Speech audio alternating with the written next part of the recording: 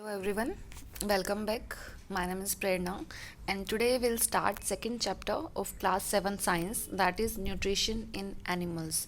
In the first chapter, that was nutrition in plants, we have learned that how plants take food or how plants make their own food, and those plants which cannot make their own food, how they can take food. There are many ways they take foods. Okay, so now in this chapter we'll learn about the nutrition in animals, means what are the processes by which animals take food, what are the methods, what are their modes of nutrition. Okay, so let's start this chapter. Firstly, we'll see the introduction. So we know that mode of nutrition in animals is heterotrophic. There is heterotrophic mode of nutrition in animals, means they take their food from other organisms, they cannot make their own food. Okay, and animals get their food from plants either directly or indirectly by eating plants. ठीक है, they take their food directly from plants by eating the plants products, and in how indirectly they eat the animals, those animals that eat plants. So in this way they take the food from plants indirectly. Okay, so because animals are heterotrophic, they cannot prepare their own food, so what they do, they eat plant products or they eat animals, those animals that eat plants. Okay, so directly or indirectly they take food from plants. Okay, all organisms including humans require food for growth, repair and functioning of the body. Animal nutrition includes nutrient requirement, mode of intake of food and its utilization in the body. See, what is nutrition? There are many steps in nutrition. Why we need food? We need food for our growth, right? So we need food for our growth, for our maintenance, but what are the steps? What does food do in our body? So there are five major steps of nutrition, okay, in humans. So first step that we will take in food through our mouth, right? The food will be digested. Okay, then that digested food will be absorbed, then that absorbed food will be assimilated or will be used, and it will produce energy. Okay, and the last step is egestion, means the undigested food will be eliminated from our body. So the main steps of nutrition in humans are ingestion. Ingestion means intake of food through the mouth. Okay, next step is digestion. After food intake, when food is taken by the human body by its mouth, then the food will be digested. Okay, when the full food will be completely digested, then what is the next step? It will be absorbed by the body. So then the third step is absorption. Okay, absorption of food. After absorption, that absorbed food will be used by the body cells. That process is called assimilation. Okay, and the last step is egestion. Egestion means the removal of undigested food from the body. Okay, removal of undigested food. There is a difference between excretion and egestion. Okay, excretion is also removal of waste products from the body, and egestion is also a type of excretion. Okay, but what is the difference? Excretion is in broad sense, means it means elimination of the waste product.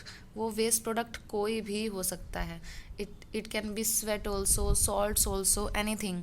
But if it is removal of undigested food, then the word here is egestion. Okay, egestion is the removal of undigested food. Okay, so food consists of many components. You already know these are proteins, vitamins, minerals, carbohydrates, fats, water, roughage. Okay, and the components of food such as carbohydrates are complex substances. I already told you that plants prepare food by the process of photosynthesis, and in the process of photosynthesis they make glucose, and they store the food in the form of starch, and starch is a complex carbohydrate. Glucose is a simple carbohydrate and starch is a complex carbohydrate, and we take that starch from the plant. So we take carbohydrate, means what, which carbohydrate we take starch, that is a complex carbohydrate. Okay, so the components of food such as carbohydrates are complex substances, and our body cannot absorb these complex substances. It needs to be converted into simple substances. Okay, and how it will convert into simple substance? By the process of digestion. Okay, so these complex substances cannot be utilized as such, so they are broken down into simpler substances. Okay, complex substances are broken down into simpler substances in our body, and the process of breakdown of complex components of food into simpler substances is called digestion. Clear? Next is different ways of taking food. I told you that we take food. This is the first step, that is called ingestion. Ingestion means taking up of food, खाने को अपने मुंह में लेके जाना, ठीक है. But in case of humans we have mouth, we take food from our mouth. Okay, but many organisms are there which do not have mouth. सबका food intake करने का तरीका अलग होता है. So we'll study the different ways of taking food by different organisms. So the mode of taking food into the body varies in different organisms. अलग अलग organisms में अलग अलग तरीका होता है food intake करने का. Okay, so if we'll talk about the bees and hummingbirds, they suck the nectar of plants. Plants के अंदर जो स्वीट जूस होता है, ठीक है, फ्लावर्स जो होते हैं, फ्लावर्स का जो जूस होता है, दैट इज़ कॉल्ड नेक्टार. और जो बीज होती हैं and the humming birds, they suck the nectar of the plants. They suck the, तो वो कैसे लेते हैं? सकिंग के थ्रू वो सक करते हैं उसे, ठीक है. Next is if will talk about the infants. Infants means जो छोटे बच्चे होते हैं, बिल्कुल नवजात जिसको बोलते हैं, जो पैदा हुआ है अभी या 2 महीने का 3 महीने का जैसे बच्चा होता है. Infants of human and many other animals feed on mother's milk. वो क्या खाते हैं? कुछ खाते नहीं है actually, they only feed on mother's milk. Next if will talk about the snakes. Snakes like the python. Python is a poisonous snake. Python, sorry, it is not a poisonous snake, sorry. Snakes like the python swallow the animals they prey upon. तो जो snakes होते हैं वो जिस animal का शिकार करते हैं उसको पूरा का पूरा निगल जाते हैं. ओके, हम जैसे खाना खाते हैं उसको चबाते हैं अपने टीथ से, ऐसा स्नेक्स नहीं करते हैं. They just swallow their prey. Prey का मतलब होता है शिकार, ठीक है, तो अपने शिकार को निगल जाते हैं. And some aquatic animals filter tiny food particles floating near by and feed upon them. जो एक्वेटिक एनिमल्स होते हैं, aquatic animals, aqua means water. Okay, aquatic means पानी में रहने वाले. Okay, so aquatic animals means those animals which live in water. वो क्या करते हैं? पानी के अंदर जो फूड होता है, सो दे लिव इन वाटर, तो वो वाटर इनटेक करते हैं, अपने मुंह से क्या है पानी ले लेते हैं, और पानी के अंदर जो भी फूड पार्टिकल्स होते हैं, छोटे छोटे जो पानी में तैर रहे होते हैं, उनको वो फिल्टर करते हैं, ठीक है, और वो फूड पार्टिकल को वो खा जाते हैं, और बाकी पानी जो होता है वो अपने बॉडी से वो बाहर रिलीज़ कर देते हैं. ओके, सी यहाँ पे एक स्नेक का नाम आया, that is python. I told you that python is not a poisonous snake. ठीक है, मोस्टली जो स्नेक्स होते हैं they are not poisonous, only a few are poisonous. Like you have heard about cobra, ठीक है, cobra is poisonous. Krait, mamba, अफाई, these are poisonous snakes. ठीक है, most of the snakes that we see are not poisonous. बहुत ही कम snacks होते हैं जो पॉइजनस होते हैं. ओके, तो यहाँ पे आपको एक पिक्चर दिया है, that is a picture of star fish. So how a star fish feeds on. Starfish feeds on animals covered by hard shells of calcium carbonate. जो भी शेल्स होती हैं वो कैल्शियम कार्बोनेट की होती है। जैसे आपने एक एग देखा होगा, नॉर्मल एग जो आपके घर में आता है, उसके ऊपर जो वाइट कलर की शेल होती है that is also calcium carbonate, ठीक है, वो हार्ड शेल होती है। तो जो स्टारफिश होती है वो उन एनिमल्स पर फीड करती है, उन एनिमल्स को खाती है जो उस कैल्शियम कार्बोनेट की शेल से कवर्ड अप होते हैं, ठीक है। And after opening the shell the starfish pops out its stomach through its mouth to eat the soft animal inside the shell. So this is very interesting. एक starfish कैसे खाना खाती है, वो अपने मुंह से अपने पेट को बाहर निकाल लेती है, ठीक है, और जो भी उसका खाना है, वो जो एनिमल है वो उसको ले लेती है, और फिर वो जो स्टमक होता है उसका वो दोबारा से उसकी बॉडी में चला जाता है, ठीक है। और धीरे धीरे जो भी उसने एनिमल को अपने स्टमक में लिया, इनटेक किया, वो धीरे धीरे उस एनिमल को डाइजेस्ट करती है। तो इस तरह से स्टारफिश अपना खाना इनटेक करती है, लेती है अपनी बॉडी के अंदर। सो you have seen here that different organisms have different ways of taking food. So now the question is how we take food. So we have a mouth, we take food by our mouth, and we have hands. Okay, हम अपने hand से खाने को अपने मुंह तक पहुंचाते हैं. Okay, this way we take our food. So next is digestion in humans. Now we'll read about the digestion in humans. Human body के अंदर food intake किया हमने, खाने को मुंह में रखा, means we have ingested our food. First step is ingestion. Ingestion means intake of food, and how we intake our food by our hands through our mouth. ठीक है, हम अपने मुंह में खाना रखते हैं, means हमारी बॉडी के अंदर वो खाना चला गया, ठीक है. So we have ingested our food. So our next and the second step in this process, in the process of nutrition is digestion, ठीक है. फूड को इंजेस्ट करने के बाद हम क्या करेंगे, फूड को डाइजेस्ट करेंगे. तो डाइजेशन के लिए क्या होता है, हमारा जो खाना है सबसे पहले कहाँ जाता है, माउथ में, और माउथ के अंदर ही डाइजेशन की प्रोसेस स्टार्ट हो जाती है, ठीक है. यू नो सलाइवा, आपने वर्ड सुना होगा सलाइवा. सलाइवा कहाँ से रिलीज़ होती है, सलाइवरी ग्लैंड से रिलीज़ होती है. अगर आपको सलाइवा नहीं पता है तो आपने सुना होगा मुंह में पानी आ जाना. कोई भी टेस्टी डिश देख के आपके मुंह में पानी आ जाता है, तो वो मुंह में पानी आना मीन्स वो क्या होता है, दैट इज़ सलाइवा. वो क्या होती है, आपके मुंह में सलाइवा होती है, and that is release by salivary glands. Okay, तो saliva helps in the digestion of food in the mouth. Mouth में, मुंह में आपके जैसे ही खाना जाता है, इट स्टार्ट्स डाइजेस्टिंग. तो मुंह के अंदर क्या डाइजेस्ट होना स्टार्ट होता है, the starch content, the carbohydrate content present in the food starts digesting in the mouth itself. Okay, and that area, मतलब जो आपका माउथ का area, that is called the buccal cavity. ठीक है, जो आपका मुंह होता है उसको हम बोलते हैं buccal cavity. So the food passes through a continuous canal which begins at the buccal cavity.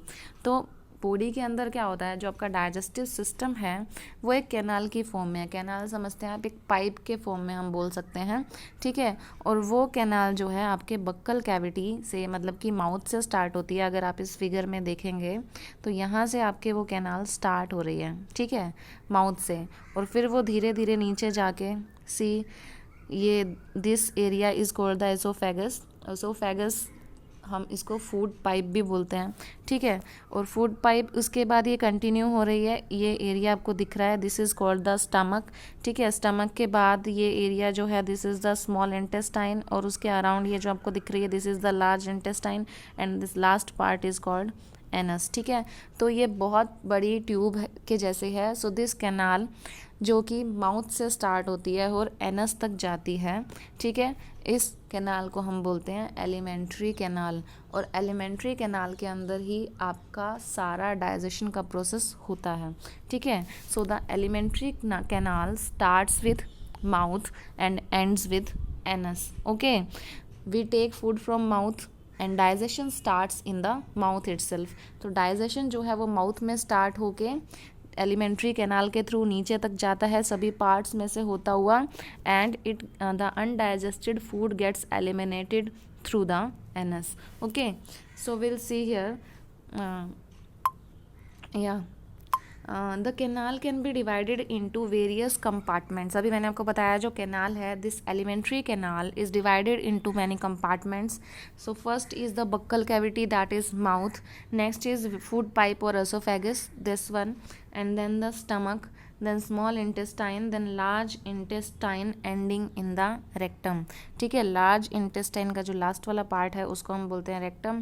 And finally the last part which is called the anus. So these are all the compartments in alimentary canal, and these all compartments have a different role to play in the process of digestion. Okay, so these parts together form the alimentary canal, or we say digestive tract. Okay, tract means एक तरह से हम रास्ता बोल सकते हैं. ठीक है, सो डाइजेस्टिव ट्रैक्ट और alimentary canal both are same.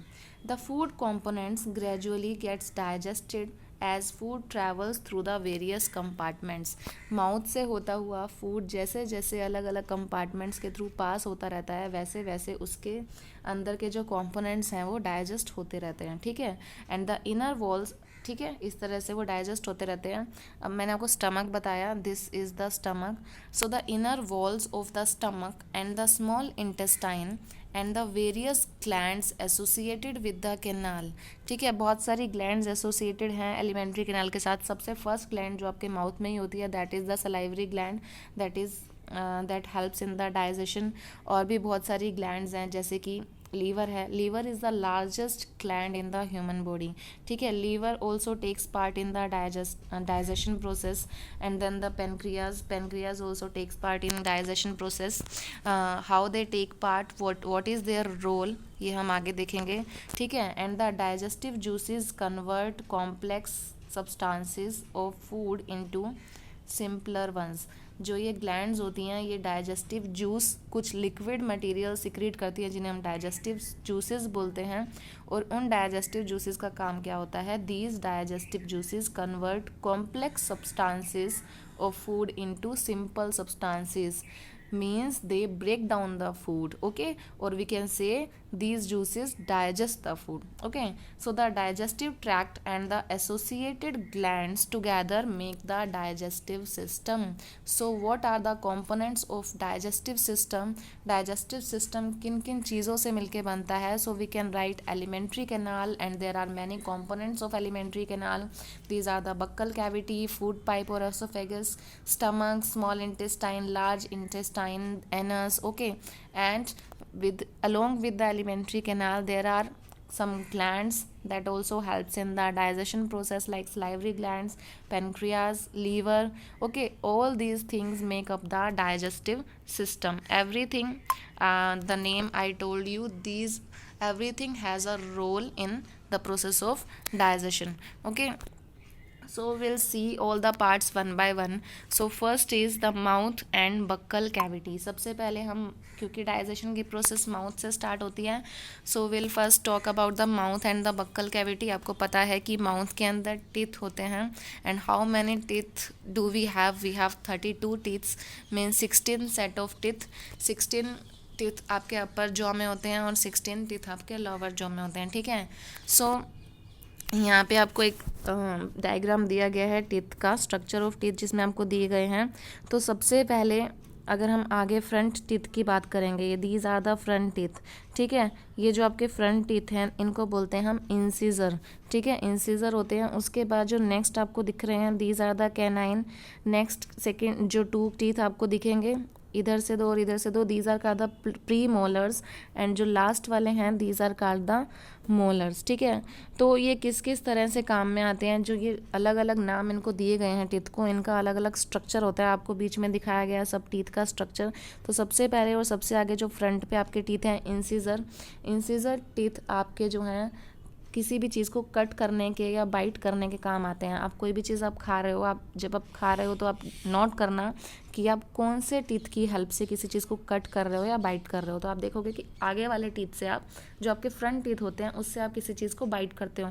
Suppose you are eating an apple, तो आप आपके जो फ्रंट टीथ हैं उससे आप बाइट करोगे. ठीक है, so these biting teeth are called incisors. ठीक है, नेक्स्ट जो आपके कैनाइन टीथ्स हैं उनसे आप क्या करते हैं, these help in the tearing of something, okay. कोई भी चीज़ आपको टीयर करनी है, ठीक है, टीयर मतलब फाड़ना, ठीक है, तो टीयर करने के लिए आप कैनाइंस का इस्तेमाल करते हो। उसके बाद मोलर्स, प्री मोलर्स हैं, मोलर्स हैं, उनको आप खाने को या किसी भी फूड कंपोनेंट को, कोई भी फूड है आपका, कुछ भी चीज़ आप खाते हो उसको क्रश करने के और ग्राइंड करने के काम में लाते हो, ठीक है। सो अलग अलग डिफरेंट शेप्स के टीथ जो हैं, they have different functions to perform, and total we have 32 teeths, or we can say we have 16 teeth in both the jaws, okay. So the what is written here, the process of taking food into the body is called ingestion, and you know that ingestion means digestion starts in the mouth. So ingestion हम कहाँ करते हैं, हम food कहाँ ingest करते हैं, in our mouth, okay. We chew the food with the teeth and break it down mechanically into small pieces. तो teeth भी जो है आपकी एक तरह से डाइजेशन में हेल्प कर रहे हैं mechanically, okay, not chemically but mechanically. How क्या कर रहे हैं टीथ, आपके फूड को मतलब कि क्रश करके उसको स्मॉल पीसीज में कन्वर्ट कर रहे हैं, ठीक है. और जब टीथ उस फूड को स्मॉल पीसीज में कन्वर्ट कर रहे होते हैं तो उसके अंदर जो फूड होते हैं, आपका फूड पार्टिकल्स होते हैं, उसके अंदर जब सलाइवा होती है, सलाइवा भी मिक्स हो जाती है. So in this way digestion starts in the mouth, okay. I hope you have understood this. So this was the first compartment of the alimentary canal. Next is we'll say see milk teeth and permanent teeth. Milk teeth और permanent teeth, आपने ये दोनों word सुने होंगे. Milk teeth ही मतलब कि दूध के दांत, ओके, एंड परमानेंट टीथ जो आपके अभी हैं, ठीक है. तो what are milk teeth, milk teeth क्या होते हैं. So the first set of teeth grows during infancy and these fall off at the age between 6 to 8 years. सबसे पहले जो बच्चे के दांत आने स्टार्ट होते हैं, धीरे धीरे आपको पता है वो टूटने भी लग जाते हैं, ठीक है. उन दांतों के टूटने के बाद दोबारा से टीथ आते हैं, ठीक है. तो स्टार्टिंग में जो टीथ होते हैं बच्चे के आते हैं धीरे धीरे और फिर वो टूट जाते हैं 6 to 7 years, 6 to 8 years की एज तक. उन टीथ को हम बोलते हैं मिल्क टीथ, ओके. उनको हम बोलते हैं मिल्क टीथ. और मिल्क टीथ कितने होते हैं, these are 20 in number, okay. Milk teeth are 20 in number, these are 20. And the second set that replaces them are the permanent teeth. 6 से 8 साल की उम्र तक जो टीथ गिर जाते हैं उसके बाद जो दोबारा से टीथ आते हैं, these are the permanent teeth, okay. इसको बोलते हैं second set of teeth. these permanent teeth may last throughout life or fall off during old age or due to some dental disease. ये जो permanent teeth होते हैं वो आपके साथ हमेशा रहते हैं, आपकी पूरी लाइफ रहते हैं. हो सकता है कि ओल्ड एज में कुछ टीथ गिर जाते हैं, आपको पता है, आपने देखा होगा कुछ ओल्ड पीपल को जो फॉल्स टीथ लगाते हैं, नकली के टीथ लगाते हैं, वो इसलिए लगाते हैं क्योंकि उनके जो परमानेंट टीथ होते हैं वो गिर जाते हैं, ठीक है. और नहीं तो हो सकता है कि कुछ डेंटल डिजीज़, कुछ टीथ के अंदर आपको कुछ प्रॉब्लम हो जाए, डेंटल प्रॉब्लम हो जाए, उसकी वजह से भी हो सकता है वो टीथ, आपके जो परमानेंट टीथ हैं वो निकल जाएं या निकालने पड़े. सो ऐसे भी होता है. बट बेसिकली जो ये परमानेंट टीथ होते हैं वो लाइफ टाइम तक आपके साथ रहते हैं. सो this is the difference between the milk teeth and the permanent teeth, ठीक है. आई told you about the saliva. आपके जो माउथ होता है, माउथ के अंदर सलाइवरी ग्लैंड्स जो होती हैं, दे सिक्रीट द सलाइवा, वो सलाइवा सिक्रीट करती हैं. So what is saliva and the salivary glands. और सलाइवरी ग्लैंड्स, सलाइवा का क्या काम होता है. See our mouth has the salivary glands which secrete saliva, ठीक है. हमारे माउथ में सलाइवरी ग्लैंड्स होती हैं जो सलाइवा सिक्रीट करती हैं. सो मैंने आपको बताया कि जो स्टार्च होता है, स्टार्च का digestion starts in the mouth, okay. So how saliva helps in the digestion of starch. Saliva कैसे काम करती है स्टार्च को डाइजेस्ट करने में. Let's see with an activity. So आपको क्या करना है, you have to take 2 test tubes. यहाँ पे आपको फिगर में दिख रहा होगा 2 टेस्ट ट्यूब लेनी है, ठीक है. एक टेस्ट ट्यूब को हम नाम दे देंगे टेस्ट ट्यूब ए और दूसरे वाले टेस्ट ट्यूब को नाम दे देंगे test tube B. In test tube A put 1 teaspoonful of boiled rice. Test tube A में हम क्या डालेंगे, बॉयल्ड राइस, जो उबले हुए चावल होते हैं उसको हम डाल देंगे. And in test tube B keep 1 teaspoonful of boiled rice after chewing it for 3 to 5 minutes. और दूसरे टेस्ट ट्यूब में हम वही राइस डालेंगे लेकिन उसको 3 से 5 मिनट तक च्यू करके, मतलब कि चबा के मुंह में लेंगे, उसको चबाएंगे और फिर उसको उस टेस्ट ट्यूब में डालेंगे, ठीक है। तो आपको पता है जब हम फूड को च्यू करते हैं तो क्या होता है, सलाइवा भी उसमें मिक्स हो के उसको डाइजेशन में हेल्प करती है। तो हम देखेंगे अभी दोनों टेस्ट ट्यूब में जो हमने फूड डाला है, एक में हमने फूड डाला मीन्स जो बॉइल्ड राइस डाले हैं विदाउट च्यूइंग, मतलब कि बिना च्यू किए डाले हैं। नेक्स्ट में हमने उसको च्यू करके जिसके अंदर सलाइवा भी मिक्स हो गई थी वो वाले डाले हैं, ठीक है। So what we will see after add 3 to 4 ml of water in both the test tubes. दोनों टेस्ट ट्यूब में थोड़ा पानी मिक्स कर देंगे। उसके बाद जो हमारा मेन पॉइंट है, हम उसके अंदर क्या ऐड करेंगे, आयोडीन सॉल्यूशन ऐड करेंगे। आपको पता है कि स्टार्च को टेस्ट करने के लिए आयोडीन सॉल्यूशन ऐड किया जाता है। So what we will see, जब हमने दोनों टेस्ट ट्यूब में आयोडीन सॉल्यूशन ऐड किया तो जो टेस्ट ट्यूब ए है जिसके अंदर हमने बॉइल्ड राइस डाले थे उसका जो कलर है वो चेंज हो जाएगा, ब्लू ब्लैक कलर आ जाएगा, ठीक है। It means the it has the starch present in it, okay. जो आपका टेस्ट ट्यूब बी है उसके अंदर कलर चेंज नहीं होगा। कलर चेंज नहीं मतलब कि स्टार्च प्रेजेंट नहीं है। राइस है वो भी बॉइल्ड राइस है, दोनों में सेम थिंग है। बट जो सेकंड वाली टेस्ट ट्यूब थी उसमें हमने क्या किया, उसको राइस को च्यू करके डाला, ठीक है। तो जब हमने च्यू कर दिया तो वो जो स्टार्च कंटेंट है वो क्या हो गया, डाइजेस्ट हो गया। इसीलिए आयोडीन सॉल्यूशन डालने पर भी वो स्टार्च नहीं दिखा रहा है। It means test tube B does not have starch present. तो वो स्टार्च कहाँ गई, it gets digested in the mouth by the saliva, okay. So, what is the role of our tongue? Let's see. The tongue is a fleshy muscular organ attached at the back to the floor of buccal cavity. buccal cavity के floor से पीछे से connect होती है आपकी टंग, ठीक है। Muscular organ है, उसमें कोई बोन नहीं होती है, ठीक है। And can be moved in all directions. आपके मुंह के अंदर आप टंग को कैसे भी मूव कर सकते हो। We use our tongue for talking, this is the main function. आपको पता है हम बात करते हैं तो हम टंग का यूज़ करते हैं, टंग के बिना आप बात नहीं कर सकते हो, ठीक है। नेक्स्ट जो मेन फंक्शन डाइजेशन में, मतलब कि फूड से रिलेटेड इसका क्या फंक्शन है, let's see. Beside it mixes saliva with the food during chewing and helps in swallowing food, ठीक है। क्या करता है, टंग का क्या रोल होता है, सलाइवा को फूड के साथ मिक्स करना। जब आप खाने को च्यू कर रहे होते हो, चबा रहे होते हो, तो टंग का क्या काम होता है, saliva and that chewed food को मिक्स करना, ठीक है। And also helps in the swallowing of the food, खाने को निगलने में, मतलब कि बक्कल कैविटी से खाने को ओसोफेगस यानी कि फूड पाइप तक लेके जाने में भी कौन हेल्प करती है, टंग हेल्प करती है, okay. We also taste food with our tongue, it has taste buds that detect different taste of food. और हमारी टंग की हेल्प से ही हम अलग अलग टेस्ट को डिटेक्ट करते हैं। आपको पता है हम अलग अलग टेस्ट की चीज़ें खाते हैं। We eat sweet things, we eat salty, we eat sour things, सोर फ्रूट्स खाते हैं हम, ठीक है। और कुछ कड़वी चीज़ें भी हैं जो हम खाते हैं।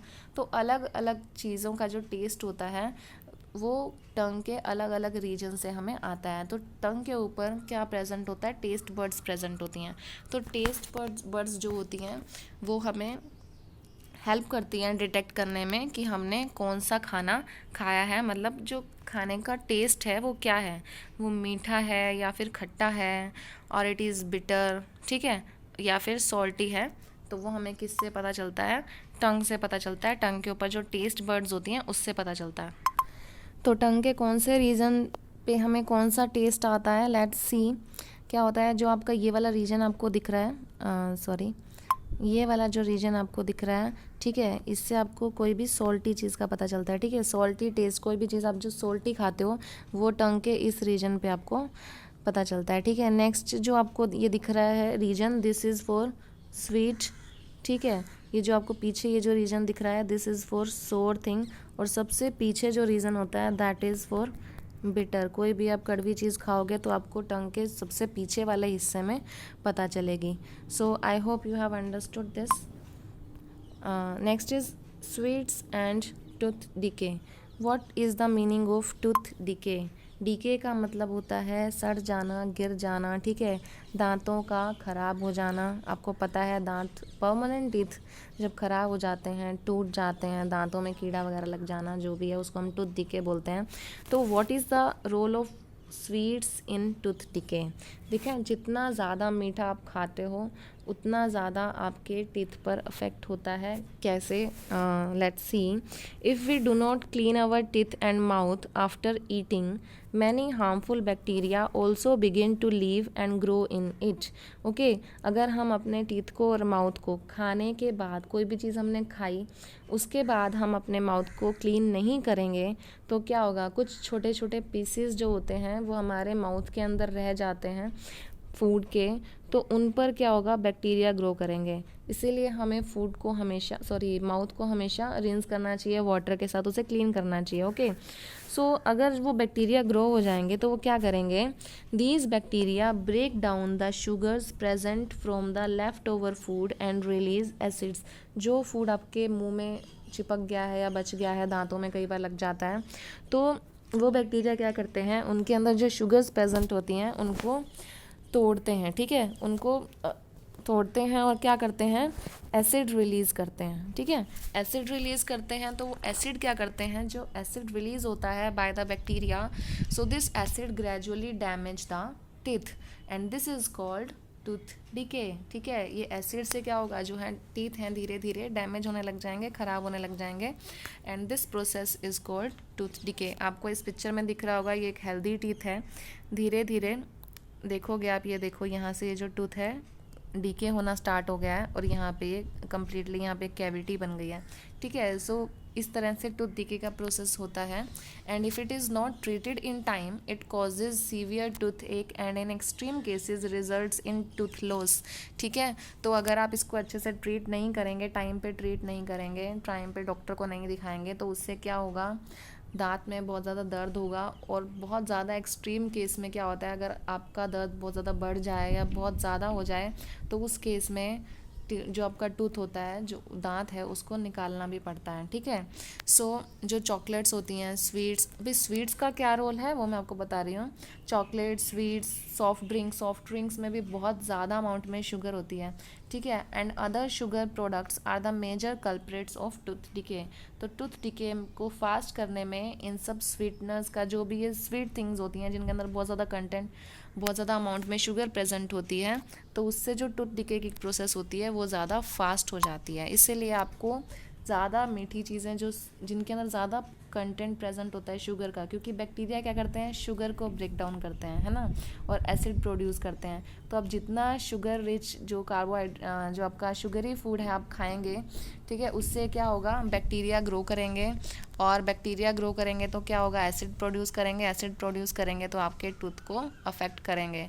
ठीक है, so you should not eat these sweet foods more often. Okay, so our next compartments और कंपोनेंट हम कह सकते हैं, एलिमेंट्री कैनाल का जो नेक्स्ट पॉइंट हमें पढ़ना है that is the food pipe और ओसोफेगस। पक्कल कैविटी के बाद जो नेक्स्ट कंपार्टमेंट आता है एलिमेंट्री कैनाल का, that is the food pipe. Okay, तो फूड पाइप का यहाँ पे आपको डायग्राम शो किया गया है, this is the food pipe. Okay, so क्या होता है, जो खाना मुंह के अंदर, माउथ के अंदर डाइजेस्ट हुआ, वो पूरी तरह से डाइजेस्ट नहीं हुआ, पार्शियल डाइजेशन हुआ है फूड का, जो कि मुंह के अंदर सिर्फ स्टार्च का डाइजेशन हुआ है। ठीक है, और एक फूड के अंदर आपको पता है बहुत सारे कंपोनेंट्स होते हैं फूड के जो प्रेजेंट होते हैं, प्रोटीन्स होते हैं, ठीक है, और फैट्स होते हैं, उन सब को भी डाइजेस्ट होना है।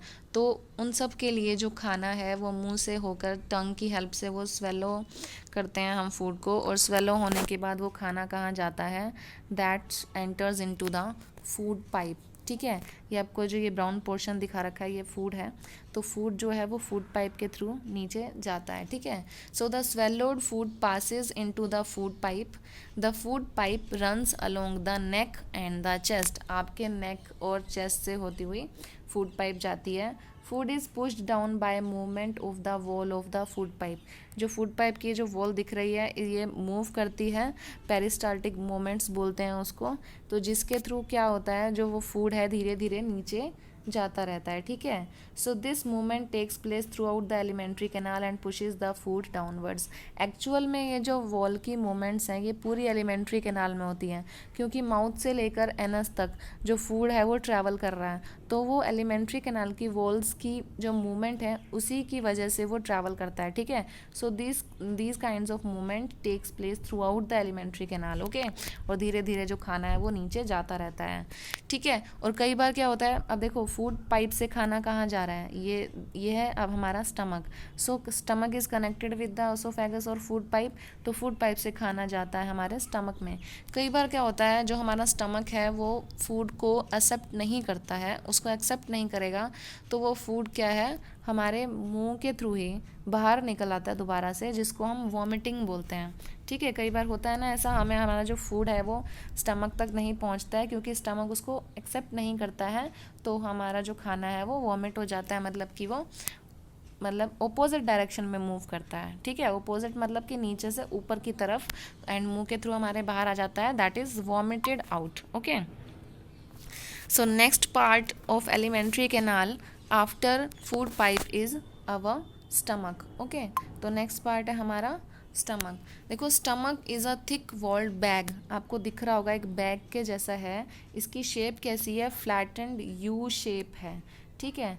और ये एलिमेंट्री कैनाल का सबसे वाइडेस्ट पार्ट है। वाइडेस्ट मतलब आप देखोगे जो इसकी चौड़ाई है, ये विड्थ जो है ये बहुत ज़्यादा है, तो सबसे ज़्यादा वाइडेस्ट पार्ट जो एलिमेंट्री कैनाल का है that is the stomach. So what is the role of stomach? The stomach receives food from the food pipe, है ना। So it receives food from the food pipe and at the other end, अगर हम इस end की बात करेंगे, this end it opens into the small intestine, यहाँ से स्मॉल इंटेस्टाइन का जो पार्ट है वो स्टार्ट हो जाता है। सो एक साइड से ये फूड पाइप से कनेक्ट होता है ऊपर के साइड से, और एक साइड से ये किससे कनेक्ट होता है, स्मॉल इंटेस्टाइन से कनेक्ट होता है, ठीक है। And the inner lining of the stomach secretes mucus, hydrochloric acid and digestive juices. जो आपका स्टमक है, स्टमक के ऊपर जो लाइंस होती हैं, इनर लाइनिंग है, जो इसका इनर मेम्ब्रेन होती है, वो क्या सिक्रेट करती है, स्टमक के अंदर म्यूकस सिक्रेट करती है, हाइड्रोक्लोरिक एसिड सिक्रेट करती है, और डाइजेस्टिव जूसेस सिक्रेट करती है। देखो अब इन तीनों चीज़ों का क्या रोल होता है। सबसे पहले हम बात करेंगे म्यूकस की। म्यूकस क्या करती है, हमारे जो स्टमक की इनर लाइनिंग है उसको कवर अप कर लेती है, मतलब उस पर एक लेयर बना लेती है, ठीक है। Next is hydrochloric acid. Hydrochloric acid जो है वो डाइजेस्टिव जूसेस के साथ काम करता है प्रोटीन्स को डाइजेस्ट करने में, ठीक है। तो म्यूकस का क्या रोल होता है, देखो हाइड्रोक्लोरिक एसिड जो है वो एक बहुत स्ट्रॉन्ग एसिड है, ठीक है, जिससे हमारे जो स्टमक की इनर लाइनिंग है वो अफेक्ट हो सकती है, ख़राब हो सकती है, ठीक है। तो उसको प्रोटेक्ट करने के लिए बीच में स्टमक की जो वॉल है, इनर वॉल है, और हाइड्रोक्लोरिक एसिड, उसके बीच में एक म्यूकस की लेयर बन जाती है। तो वो म्यूकस क्या करता है, जो स्टमक की इनर वॉल होती है उसको प्रोटेक्ट करता है from the effect of hydrochloric acid, and digestive juices are used for the digestion of food, okay.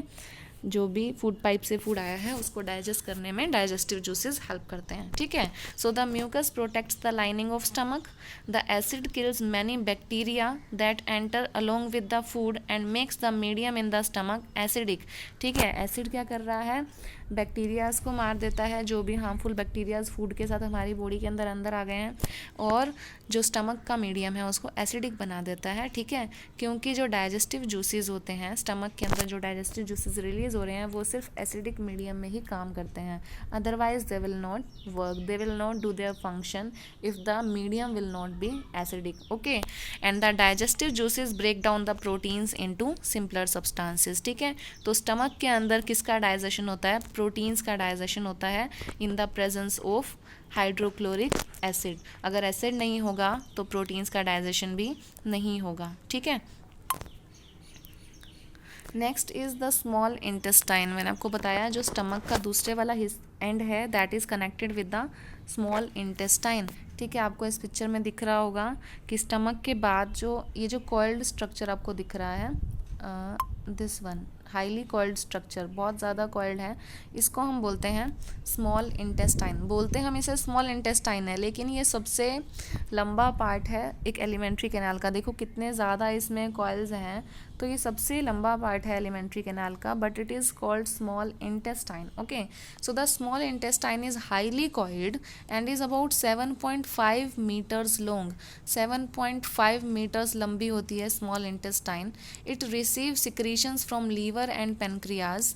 तो आपको मैंने बताया था liver and pancreas are the glands that help in the digestion. How these glands help in the digestion? They secrete digestive juices to digest the food. So जो liver है और जो pancreas है उसके जो सिक्रीशंस हैं, मतलब वो जो डाइजेस्टिव जूसेस सिक्रीट करते हैं, वो कहाँ सिक्रीट करते हैं? स्मॉल इंटेस्टाइन के अंदर, ठीक है। और स्मॉल इंटेस्टाइन की वॉल भी कुछ जूसेस सिक्रीट करती है। ओके, और अगर हम लीवर की बात करें, लीवर की सिक्रीशंस कहाँ जाती हैं? स्मॉल इंटेस्टाइन में जाती हैं। Okay, the liver is a reddish brown gland situated in the upper part of abdomen on the right side. ठीक है, आपको लीवर दिखाई देगा हेयर। तो लीवर क्या होता है? This is on the right side. अब अगर आप देखोगे आपके राइट साइड में, लेफ्ट साइड में आपका स्टमक रहता है, राइट साइड में जो लीवर है, liver is the largest gland in the body. और लीवर कौन से डाइजेस्टिव जूसेस को सिक्रीट करता है? That is bile juice. Liver secrete bile juice and it is stored in a pouch, या फिर हम सैक बोल सकते हैं, ठीक है। It is called the gall bladder. ठीक है, गॉल ब्लैडर के अंदर ये 1 second, this structure you can see here, this is the gall bladder। okay, तो gall bladder के अंदर आपका क्या सिक्रीट होता है? बाइल जूस सिक्रीट होता है, and that is secreted by the liver. It is stored in the gall bladder। okay, the bile plays an important role in the digestion of fats. और bile किसको digest करने में help करता है? Fats को digest करने में help करता है। ठीक है, then now we will talk about the pancreas. Pancreas आपको इसमें दिख रहा होगा, दिस इज़ द पेनक्रियाज। ठीक है, ये जो आपको पेनक्रियाटिक ग्लैंड दिख रही है स्टमक के जस्ट नीचे, दिस इज़ द पेनक्रियाज। तो पेनक्रियाज क्या है? It is a cream coloured gland located just below the stomach. Pancreatic juice acts on carbohydrates, fats and proteins and changes them into simpler forms। pancreatic juice जो है, जो digestive juice that is secreted by pancreas, it acts on carbohydrates, fats and proteins and it changes them into simpler forms। okay, the partly digested food now reaches the lower part of small intestine। अब जो food digest हो गया है that is partly digested, अभी तक पूरी तरह से नहीं हुआ है। ठीक है, मतलब हो गया है, अब उसके अंदर से क्या होगा? अब उसमें एब्जॉर्प्शन होगा। देखो कैसे? तो स्मॉल इंटेस्टाइन का जो लोअर पार्ट होता है, जहाँ से लार्ज इंटेस्टाइन स्टार्ट होने वाली होती है, ठीक है, उस पार्ट के अंदर जो डाइजेस्टेड फूड है आपका वो जाता है। ठीक है, आपको पता है एलिमेंट्री कैनाल में खाना जो है पुश होता रहता है, ठीक है, because of this peristaltic movements. तो जब वो खाना लोअर पार्ट में जाएगा स्मॉल इंटेस्टाइन के, तो वहाँ पे क्या होगा? लोअर पार्ट में जाने के बाद जो इंटेस्टाइनल जूस है, ठीक है, इंटेस्टाइनल मैंने आपको बताया कि जो स्मॉल इंटेस्टाइन है वो भी जूसेस सिक्रीट करते हैं। ठीक है, तो उनसे वो खाना कम्प्लीटली डाइजेस्ट हो जाएगा।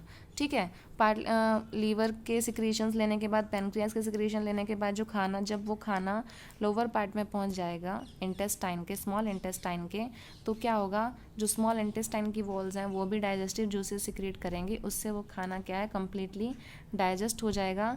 और डाइजेस्ट होने के बाद जो कार्बोहाइड्रेट्स होते हैं, कार्बोहाइड्रेट्स किस में कन्वर्ट हो जाते हैं? सिंपल शुगर्स में कन्वर्ट हो जाते हैं, जैसे कि ग्लूकोज में। ठीक है, स्टार्च जैसे होता है, starch is a complex sugar और वो कन्वर्ट हो जाएगा ग्लूकोज में। So carbohydrate after digestion gets converted into glucose. Okay, fats after digestion gets converted into fatty acids and glycerol and proteins gets converted into amino acids after digestion. देखो proteins जो होते हैं वो amino acids की chain होते हैं, बहुत सारे अमीनो एसिड्स की यूनिट्स मिलके प्रोटीन्स बनाते हैं, ठीक है। तो अब प्रोटीन को हम तोड़ेंगे, ब्रेक डाउन करेंगे तो क्या बनेगा, उससे अमीनो एसिड्स बनेंगे। सो दिस इज़ वेरी इंपॉर्टेंट, ये बहुत बार पूछा जाता है कि डाइजेशन की प्रोसेस में कार्बोहाइड्रेट किस में ब्रेक डाउन हो जाते हैं, ग्लूकोज में, fats converted into fatty acids and glycerol, and proteins into amino acids. Okay, so this was the small intestine. अब देखते हैं, देखो जो फूड का एब्जॉर्प्शन होता है, आई told you that after digestion the third step in the process of nutrition is absorption of the digested food. Food digest होने के बाद बॉडी सेल्स में एब्जॉर्ब होता है, ठीक है। तो अब्जॉर्प्शन की प्रोसेस जो होती है वो कहाँ होती है, स्मॉल इंटेस्टाइन में होती है, ठीक है। So the digested food now pass into the blood vessels in the wall of intestine. Intestine की जो वॉल्स होती हैं, स्मॉल इंटेस्टाइन की जो वॉल है उसमें क्या होती हैं, ब्लड वेसल्स होती हैं। तो वो ब्लड वेसल्स में जो फूड है वो एब्जॉर्ब हो जाता है, ठीक है। This process is called absorption. Okay, this process is called absorption. उस प्रोसेस को हम क्या बोलते हैं, एब्जॉर्प्शन बोलते हैं।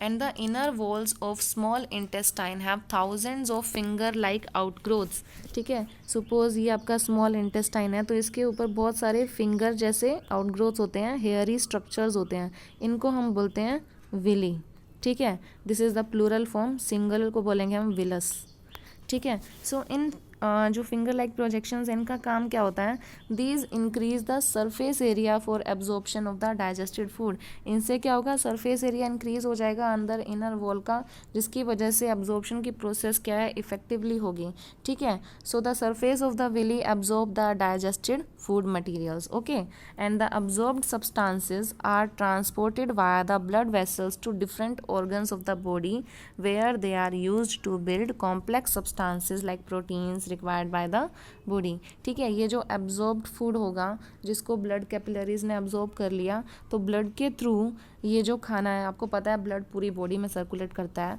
तो ब्लड के थ्रू ये बॉडी के सभी ऑर्गन्स के पास, सभी सेल्स के पास ये जो फूड है, एब्जॉर्ब्ड फूड है, ये चला जाएगा और वहाँ पे वो बॉडी जो सेल्स होंगे, अलग अलग ऑर्गन्स के जो सेल्स हैं, वो इस खाने को यूज़ करेंगे, ठीक है, कॉम्प्लेक्स सब्सटेंसेस, प्रोटीन्स वगैरह बनाने के लिए, ठीक है।